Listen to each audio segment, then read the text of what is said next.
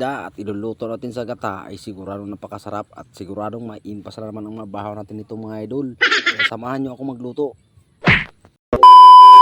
Hello mga idol, for today's video ay magluluto na naman tayo mga idol ng isda mga idol. Bali nalinisan na pala ito mga idol at bago natin lutuin mga idol, lagyan muna natin ng asin mga idol.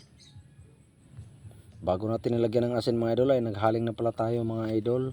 At nung nakahaling na tayo ay nilagay ko na yung kawali na may mantika. At habang nag-aantay ako na uminit ang mantika mga idol ay kumuha muna ako ng niyog at binalatan ko muna ito mga idol. At pagkatapos kong binalatan ito mga idol ay nagpusing-pusing muna ako dyan. At nung umiinit na ang mantika ay nilalagay na natin ang isda na pipituhin natin mga idol at ating gagataan mga idol. Bali inuna ko pala yung mga malalaki mga idol kasi medyo matagal maluto to. At nung maluto na yung kabila ay binaliktad ko na ito at tinakpan ko na pala ito mga idol. At habang nag-aantay ay kinayod ko muna yung niyog mga idol na gagamitin natin sa ating paggata ngayon mga idol. Bali ito na siya mga idol, isang pirasong niyog mga idol. At nung luto na mga idol ay tinanggal ko na ito mga idol. At kung napadaan itong video ko sa newsfeed mo mga idol ay papalo na lang mga idol at pakomment na mga idol kung hanggang saan nakarating ang video ito mga idol para alam ko mga idol. At lagi pala akong nagpapasalamat sa mga lahat ng mga nakasuporta sa aking mga video. Mabuhay kayo hanggat gusto nyo. At habang nag-aantay na maluto yung piniprito natin ay naghiwa na ako ng panggisa ng bawang, luya at sibuyas mga idol. At pagkatapos ko palang hiwain mga idol ay kumuha na rin ako ng tanglad mga idol dito sa gilid ng bahay mga idol. At pinulupot ko na ito mga idol habang nag-aantay na maluto yung niluto natin mga idol.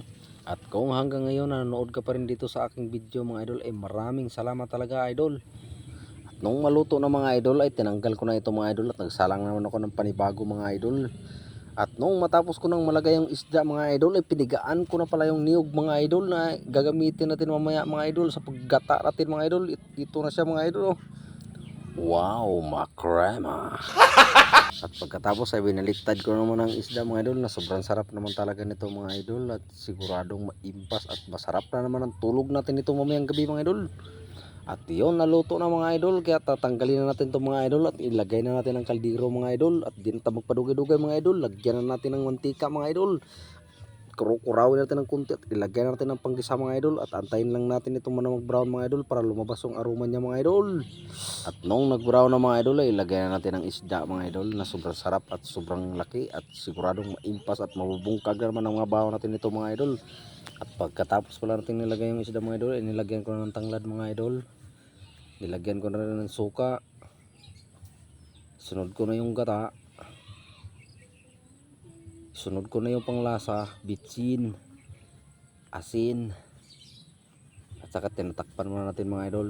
At habang nag-aantay na kumulo mga idol ay nanghingi muna tayo ng malunggay sa ating kapitbahay mga idol. At maraming salamat talaga at binigyan tayo mga idol. At nung pagkatapos kong matanggalan ng tangkay mga idol ay binuksan na natin tong ating niluto mga idol. Nagkulo-kulo na mga idol. Agoy, sobrang sarap naman talaga nito at hindi na ako makaantos nito. Kaya tinikman ko na mga idol ang luto nating ginataang isda mga idol na sobrang sarap at siguradong maimpas at mabungkag na naman ang mabaho natin nito mga idol. At pagkatapos ko palang tinikman mga idol ay nilagay na natin ang malunggay mga idol na hiningi natin sa kapitbahay mga idol at tinakpan ko muna saglit mga idol. At nung kumulo na mga idol ay binuksan ko naman ito mga idol at ito na siya mga idol. Agoy, sobrang sarap naman talaga nito. Agoy, kalame ani oy. Wow, yummy makrema.